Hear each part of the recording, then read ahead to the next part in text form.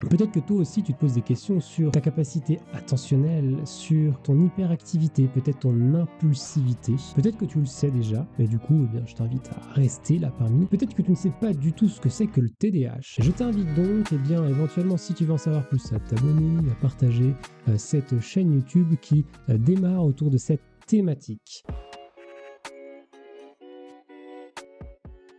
Bonjour, je m'appelle Valentin Voisin, j'ai 30 ans, j'ai reçu un diagnostic de TDAH par le corps médical à l'âge de 29 ans. Bien tardivement par rapport à la plupart des gens qui aujourd'hui se feraient diagnostiquer, je ne sais pas, entre 5, 7, 10 ans environ, on va dire, autour de l'école primaire, ce qui permet de pallier à certaines difficultés. Difficultés que j'ai dû traverser au cours des années et j'ai dû, on va dire, compenser de certaines manières. J'ai essayé d'apprendre, d'utiliser en tout cas des outils ou d'adapter mes comportements par rapport à la société pour essayer de rentrer dans le moule.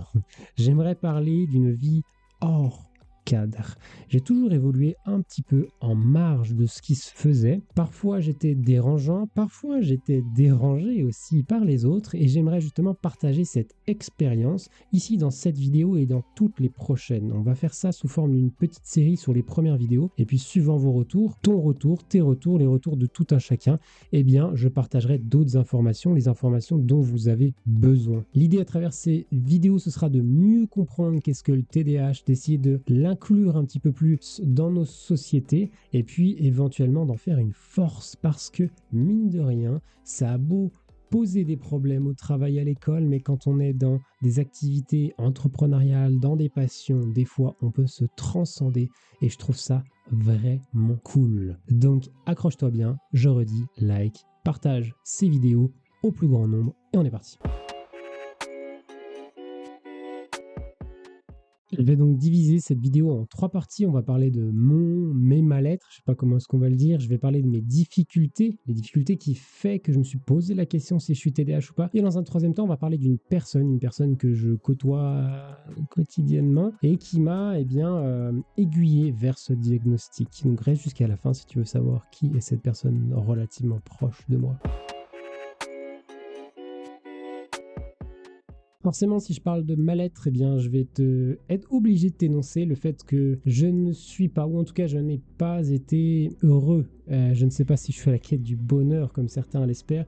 En tout cas, forme de colère, de tristesse, suivant les situations, tout le monde peut le vivre. Mais franchement, voilà, je ne peux pas faire de concours, mais compliqué. Compliqué, tu as des états des fois dépressifs. Est-ce que j'étais dépressif au point de prendre une médication? Je ne sais pas. On a déjà discuté avec des psychologues, avec des profs. Bref, je vais passer les détails là-dessus, mais c'est juste pour mettre un petit peu une mise en bouche. Pourquoi est-ce que j'étais dans des états pareils? Certainement parce que je me pose trop de questions sur la vie, des questions métaphysiques de comment fonctionne le monde, de comment fonctionnent, je sais pas, les interactions sociales, tout un tas de choses. Je me suis déjà demandé si j'étais autiste dans le cadre où vraiment discuter avec du monde, pour moi, c'est compliqué. Est-ce que je suis absolument normal ou totalement différent? Pourquoi est-ce que je n'arrive pas à faire partie d'un groupe? Pourquoi est-ce que je n'arrive pas à être intégré au travail? Pourquoi est-ce que les gens me regardent bizarre quand je fais des interactions? Enfin, bref, tout un tas de petites choses qui font que c'est compliqué. C'est compliqué, mais c'est comme ça, je vis avec et je me dis peut-être que c'est simplement un trouble de l'anxiété qui me ronge du plus profond de moi-même. Je me suis déjà posé la question aussi, on voit des fois sur internet l'hypersensibilité, le haut potentiel intellectuel. Bon, et à la fois, pourquoi est-ce que je serais... Pourquoi est-ce que tu dirais ça? De quel de quel droit tu as le droit de dire ça? Je ne sais pas, bref. Je passe là-dessus. Euh, J'agis uniquement par passion. Depuis mon plus jeune âge, je n'ai toujours fait que ce qui me passionnait. À partir du moment où ça ne rentre pas, l'action, l'activité, peu importe, ne rentre pas dans mon domaine, mon centre d'intérêt, je sais pas, il y a un truc qui... Putain, si ça fait pas tilt, j'ai pas envie en fait. Il faut aller aider mamie à couper du bois. Ça, c'est histoire vraie. À planter les piquets, les parcs des vaches, par exemple. Ça, c'est vraiment histoire vraie. J'ai engueulé avec la famille pour ça. J'ai pas envie d'y aller. S'il faut, je sais pas, avoir un échange, une discussion avec d'autres personnes, plus thématiques des fois. Comment ça va? Il fait beau chez toi. Bref, moi, j'ai envie j'ai envie que ça fasse partie de la passion. J'ai envie que ça vienne de l'intérieur des entrailles. Et à partir de ce moment-là, je me sens bien et j'ai envie de faire les choses. Bref, on continue. Je parle un petit peu de ci, un petit peu de ça. On a parlé de mal-être au tout début. Forcément, je vais évoquer... C'est toujours quelque chose qui est dur à dire. Je vais parler du suicide.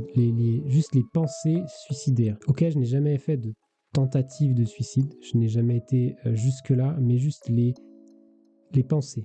Les pensées et les envies. Je fais de la montagne, par exemple. Tu te retrouves au sommet et tu te dis, c'est chaud, qu'est-ce qui se passe? Tu descends, tu rentres chez toi, tu dis, mais qu'est-ce qui s'est passé? Et tu dis, je remonterais bien pour le tenter, ce truc. Et ça, c'est pas, tu vois, c'est pas agréable. Je vais pas non plus rentrer dans les détails là-dessus, mais en gros, ces pensées suicidaires, c'est quelque chose qui ne te permettent pas d'être bien dans ta peau. D'où est-ce que ça vient? Je sais pas si c'est juste les quelques détails que j'ai avant. Est-ce que ça vient des difficultés que je vais énoncer juste après? Je sais pas, seul l'avenir me le dira peut-être. Et n'hésite pas à me dire dans les commentaires ce que t'en penses. Si je dois énoncer les principales difficultés que j'ai rencontrées dans ma vie, je vais dire que dans un premier temps, ce qui vraiment moi m'a touché et m'a aussi donné du mal-être d'une certaine manière, c'est l'impulsivité, le contrôle de mes émotions autour des relations sociales. Si je suis seul, pas d'interaction, pas de problème. Donc, on va parler des interactions sociales, que ce soit avec les amis, avec la famille, avec le travail, au sein du couple aussi. À partir du moment où il y avait quelque chose dans lequel j'étais peut-être en désaccord, peut-être que l'action qui était faite par l'autre personne me procurait une émotion, toujours pareil, un désaccord entre guillemets, au lieu de réfléchir et de dire pourquoi je ne suis pas d'accord, qu'est-ce qui fait que on pourrait quand même fonctionner ensemble, bam, je partais quart de tour. Et ça, c'est une horreur. L'émotion passe au-dessus de tout et fait que tu détériores tes relations. Ça sert à rien de pousser des coups de gueule tout le temps. C'est pas comme ça que je me fais des amis. Je le sais aujourd'hui, mais c'est quelque chose qui m'a très longuement porté préjudice. Si jamais je parle du travail, la relation, que ce soit avec les collègues, avec les personnes autour de moi, pareil, on traite un dossier, on est censé bosser dessus à plusieurs, qui le gère pas, qui décide, qui ne décide pas, ça c'est encore un autre sujet, mais ça en fait partie d'une certaine manière. En réunion, on est plusieurs personnes, il y a trop d'informations au mètre carré et il faut aller dans ce sens-là, selon moi. Et bien forcément, le groupe devient... le groupe ne comprend pas en fait les interactions que je propose. Et peut-être parce que moi, je ne comprends pas non plus les interactions des autres et je propose cette impulsivité, ces mauvaises réactions qui n'ont pas réellement de sens en groupe, en collectif. Si on parle autour de la famille, c'est exactement pareil. À partir du moment où je disais tout à l'heure, je ne suis pas dans les bons centres d'intérêt, il y a des mauvaises réactions. Je ne suis pas capable d'échanger simplement avec les gens, de leur dire ce que je pense. Mais ce que je pense, ça doit être quelque chose qui est mûri, qui est réfléchi. Tourne cette fois ta langue dans ta bouche, par exemple. Si jamais on parle du couple, c'est exactement pareil. Le couple, forcément, il y a des jours avec, il y a des jours sans. Il faut communiquer pour que le couple fonctionne bien. C'est quelque chose que j'arrive beaucoup mieux à faire aujourd'hui, mais qui m'a posé beaucoup de difficultés, que ce soit dans le plus jeune âge. Déjà, dès le lycée, il y a eu des moments très, très conflictuels. On en parlera dans d'autres vidéos si vous voulez qu'on déballe tout ça sur la table. Au niveau du travail, simplement, genre si on enlève les relations sociales et que tu prends juste moi au travail, mes difficultés. Donc ça peut être la même chose au niveau scolaire, mais l'école, ça fait déjà un petit moment que je suis plus. Bref, mais tu vois le délire. Au niveau organisationnel, tu sais, genre ton bureau, tu sais, avec tes stylos. Est-ce que toi, tu mets tes stylos tout droit comme ça, là? Non, moi, je fais pas ça. Moi, c'est toujours le foutoir. Faudrait que je fasse un petit... Non, j'ai pas envie de faire un petit tour de la pièce. Toujours, on va dire, désorganisé. Il y a des affaires partout et les gens me le disent, mais comment tu fais pour vivre là-dedans? Mais je dis, mais je t'emmerde. Et en fait... En prenant un petit peu de recul, je sais qu'il faudrait que je fasse des efforts là-dessus. Je le fais quand même quotidiennement. Voilà, n'importe quelle personne qui rentre dans ma vie, voit cette désorganisation. Et si on n'est pas au travail, ça peut être une chambre qui est mal rangée. Tu vois une chambre d'enfant de 4-5 ans, mais alors que moi j'en ai 30, tu vois. C'est pas possible ça. Surtout quand t'es en couple. Bref. Au niveau de la planification, moi je suis aujourd'hui, ou suivant quand tu regardes ces vidéos, j'étais précédemment. On verra, peut-être que je vais changer de métier un jour. Éducateur sportif, donc dans un club d'athlétisme, j'organise des événements, des compétitions, donc il faut qu'à un moment donné, le calendrier soit fissa, tu vois. Il faut vraiment, tu sais que les personnes, elles sont inscrites au début de l'année, tu vas valider des licences, il y a un ordre des choses, une chronologie pour qu'à la fin, ils puissent participer à la compétition. Pareil au niveau du plan d'entraînement, entre guillemets, les séances, la cyclicité au cours de l'année. Et ben là, putain, là il y a des loupés. Hein. Là il s'est passé des trucs assez stylés. Sans rentrer plus dans les détails, la planification pour moi c'est le bordel, pas d'agenda, les rendez-vous toujours en retard, ou oublier le rendez-vous, même des fois en avance, c'est complètement débile. Mais bref, ça fait partie du truc. La hiérarchie, c'est un enfer. Genre, à partir du moment où il y a quelqu'un qui me dit ce que je dois faire, et que je pense que ce n'est pas ce que je dois faire, c'est mort, je le ferai pas. À partir du moment où quelqu'un me dit ce que je dois faire, et que même si je pense qu'il a raison, eh bien, ça m'embête aussi, parce que je me dis ça doit venir de moi. Là, c'est pas que je vais ne pas le faire à l'encontre de cette personne-là, mais je me dis putain, pourquoi j'y ai pas pensé avant? Il faut que ça vienne de moi, je sais pas pourquoi, il y a une notion de...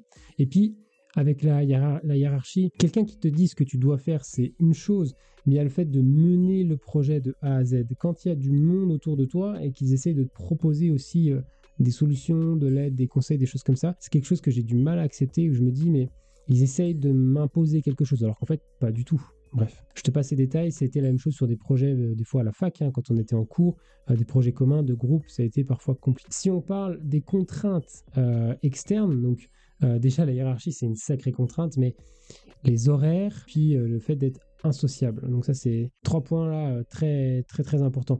Les horaires, je ne comprends pas pourquoi on doit tous se lever à la même heure, tous travailler à la même heure, manger à la même heure, patati patata. Effectivement, les gens, c'est beaucoup plus simple de s'organiser, on va aux vacances en même temps, les usines ferment tout en même temps, le fait de manger tous en même temps dans une entreprise entre midi et 2, c'est important pour l'échange social et tout ça. Enfin, moi, depuis mon plus jeune âge, c'est quelque chose qui me sort par les trous de nez. Laissez-moi tranquille organiser ma journée. Et au final, tu regardes, ma journée, quand je l'organise, elle n'est pas si différente de la masse, d'une certaine manière. Mais voilà. Si je continue, le côté insociable, forcément, avec l'environnement qui m'entoure, avec le fait qu'il y ait beaucoup trop de bruit, qu'il y ait beaucoup trop de personnes, beaucoup trop d'informations, ça a fait que je me suis mis une distance par rapport au groupe. Donc déjà, si tu es en distance par rapport au groupe, que tu n'échanges pas avec des individus, des fois que tu ne connais pas forcément, voire même avec ceux que tu connais, eh bien ces personnes-là ne se sentent pas intéressées par ce que je propose, parce que je ne propose rien. Je suis totalement effacé, et voir les seuls moments où je vais proposer quelque chose, je suis impulsif. Putain, qu'est-ce que c'est chiant. On en parlera plus en détail dans d'autres vidéos. Ça, c'est toutes les difficultés, on va dire, et il y en a peut-être bien des milliers d'autres qui font que je me suis posé des questions. Un mal-être constant. Des difficultés assez importantes, et c'est là où je me dis, mais putain, t'es différent, c'est pas possible, je cherche. Des fois, tu te dis, putain, je suis autiste, je suis complètement à côté de la plaque. Qu'est-ce qui fait que ça fonctionne pas? Et ça, j'en ai déjà discuté avec beaucoup de monde, avec des amis à l'époque. J'ai déjà été voir un psychologue qui n'avait pas détecté. Quand j'étais petit, on a dû voir un pédopsychiatre. J'avais fait des tests sur la dyslexie pour voir pourquoi je faisais des fautes d'orthographe. J'en ai pas parlé ça dans les difficultés, mais on se disait que j'étais simplement con, peut-être. Bref, pour en discuter avec ma famille, mes amis, des personnes comme ça, les relations de couple avec qui j'avais, personne me met entre guillemets sur ce chemin du TDAH. Et c'est avec une personne qui partage ma vie. Donc aujourd'hui, c'est ma copine, le moment où je fais cette vidéo. Pas de statut particulier, mais c'est déjà une histoire qui dure depuis un certain moment. Et bien ma copine, en fait, elle est en étude de neuropsychologie. Et je lui parle, en fait, des points que j'ai. Je lui dis, mais écoute, est-ce que tu penses pas que je suis autiste? Est-ce que tu sais ce que c'est le HPI? Apparemment, il y en a qui ont des problèmes. Alors on discute de tout un tas de cette thématique de mal-être que je ressens, des difficultés que j'ai. Mais elle me dit, mais écoute, t'es pas autiste. T'es pas autiste parce que ceci, cela. Elle reprend bêtement ses cours, et puis elle m'évoque ce que, selon elle, est un autiste. Ce que, selon la science, la littérature dit. Elle me dit, mais par contre, t'es jamais à l'heure à tes rendez-vous. Tu fais tout le temps des fautes d'orthographe à la con. Tu perds des objets. Tu fais ceci.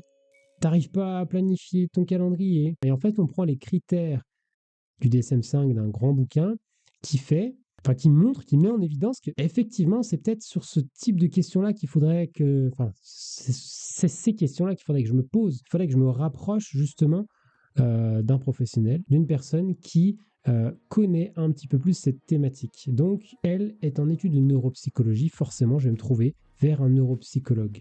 On me conseille quelqu'un avec qui, surtout quelqu'un qui traite les adultes. Ça, c'est important parce qu'il y en a des neuropsychologues qui ne travaillent qu'avec les enfants. Sauf qu'à 29 ans, je ne suis plus un enfant, évidemment. Donc, comme je l'ai dit, avant d'aller chez le neuropsychologue, on a épluché un petit peu le DSM-5. Ce sera l'objet de la prochaine vidéo. On va parler justement des critères. Qu'est-ce qui fait que je suis que tu es, que tu probablement es TDAH ou non, les critères d'attention, d'hyperactivité, d'impulsivité. Voilà. C'est l'objet de la prochaine vidéo. Si jamais c'est une thématique qui t'intéresse, que tu aimerais en savoir plus sur ce que j'ai rencontré dans ma vie, sur peut-être d'autres personnes, je pourrais faire des interviews, je t'invite à t'abonner à la chaîne, évidemment, partager, liker, mettre un petit commentaire. Est-ce que toi, tu es TDAH ou non? Est-ce que tu connais des personnes qui sont TDAH? Est-ce que tu penses que tu es TDAH et que tu aimerais en savoir plus à ce sujet-là? En tout cas, si c'est le cas, si tu gravites autour du TDAH, que tu as déjà eu un diagnostic ou non, mais en tout cas, tu te poses ces questions-là, je t'invite à remplir dans la description sous la vidéo, je vais mettre un lien d'un sondage. Un sondage pour voir justement qui l'est, qui ne l'est pas, à quel âge je l'ai découvert, puis quelques questions, quelles sont tes difficultés, qu'est-ce que tu rencontres au quotidien. Apparemment, chaque TDAH est différent. On a dans la globalité tous des difficultés similaires, procrastination et ainsi de suite. On en parlera dans d'autres vidéos. J'aimerais vraiment un avis concret de chaque personne pour mieux vous connaître, mieux connaître les personnes qui sont semblables à moi parce qu'apparemment nous sommes plusieurs. Bref, sur ce, je te souhaite une très bonne journée. Et puis on se dit soit tout de suite dans la prochaine vidéo, je mettrai un lien dessus de mon épaule à droite ou à gauche, je ne sais pas où est-ce que ce sera, et on se dit à bientôt. Ciao.